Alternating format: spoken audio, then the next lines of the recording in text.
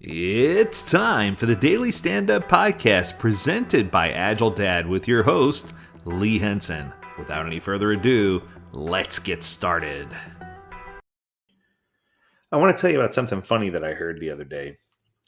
I heard about a guy who frequently goes to Starbucks. And when he goes to Starbucks, he likes to do different fun things on his cup each time he goes so that the barista has a chance to announce to the whole place, a strange name, a funny name, something different, something that is going to make people smile or make their day. He was always looking for a creative way to do that.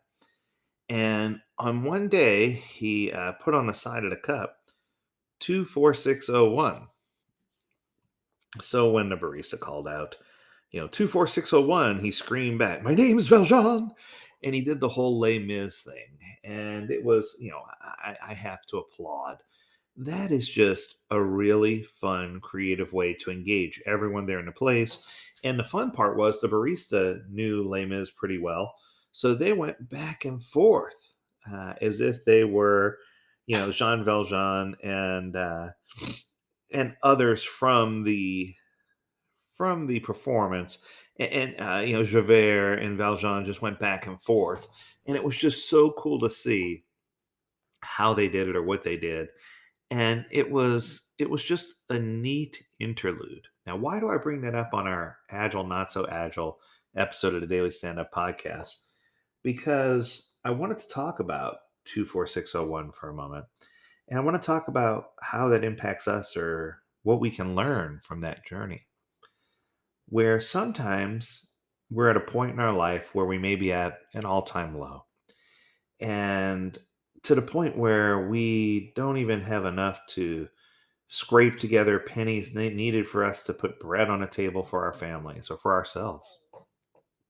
And sometimes we make decisions that we don't realize at the time but could have a huge impact on the remainder of our lives.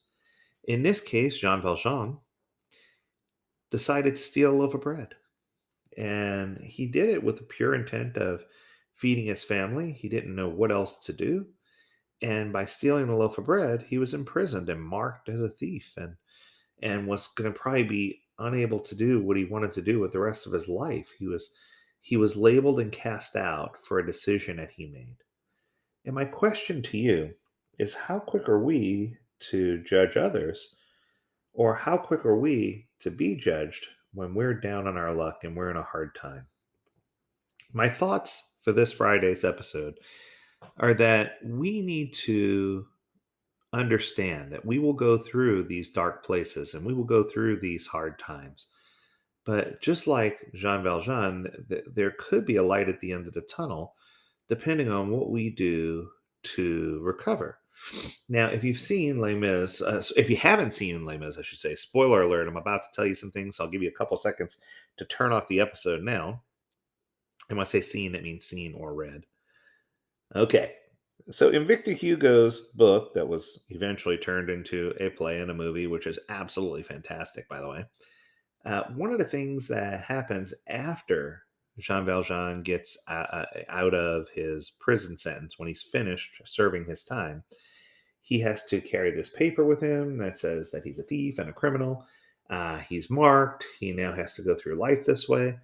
And the first thing he does is he seeks charity, a refuge, and he ends up staying at a church where he decides to steal much of the silver in order to sell it and get back on his feet. He needs something to give him a new beginning.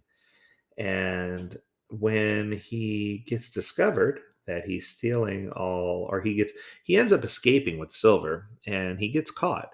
And when he gets caught, he shows that he has the silver, and he's going to go straight back to jail. But in order for him to go back to jail, the person he stole from needs to say, "Yes, that's mine," and press charges. And when they went back to the person who ran the area where they gave him refuge, he said, "Oh, yes." He says, I gave those to him. He says, "Don't you know you left the best part behind? You left the candlesticks." And he gets the candlesticks and gives them to Jean Valjean, which that point in the movie shows something. It shows a level of empathy that I don't think any other human could understand. that when this guy was in his lowest of lows and didn't know where he was going to go, what he was going to do, and he sought charity, and then he still didn't change his ways. It was at that moment where he was given what he needed to start over, that he discovered who he really was and that he could have a new beginning. And he lived the rest of his life in such a way that he uplifted and helped others. Where am I going with this? I think sometimes we don't have to steal our way to get to where we need to go, but I think that we need to look for that one hand up. And I know oftentimes, through my certification courses, I help people to achieve their dreams. I help people to solidify their careers. I help people to get the certifications they need to be successful. But it's so much bigger than me. I think that the bigger picture is that once they are in a position where they can provide for their families, provide them for themselves, and do things, what are they doing to step out and make a world of difference? Much like Jean Valjean, where he became a very influential person in a town and ran factories and became the mayor and all this other stuff.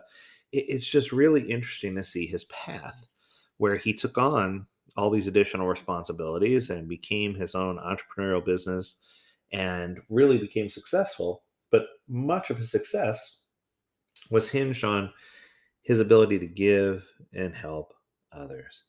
And I think that when we have that pivot point in our life where we realize that we're not a victim of our own standards. We're not a victim.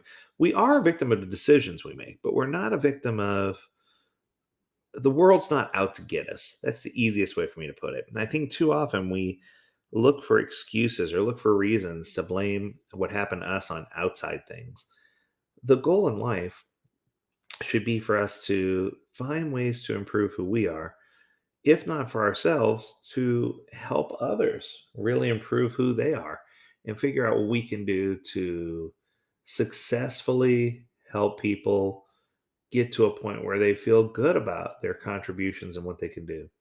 I think that my goal, my message, my challenge for you is to find a way to light up someone else's day.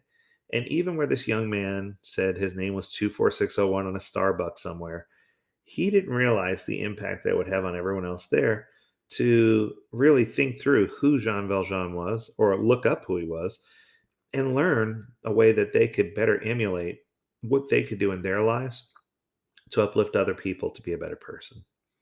Now, was he perfect? No. Did he make bad choices? No, but we all do, and none of us are perfect.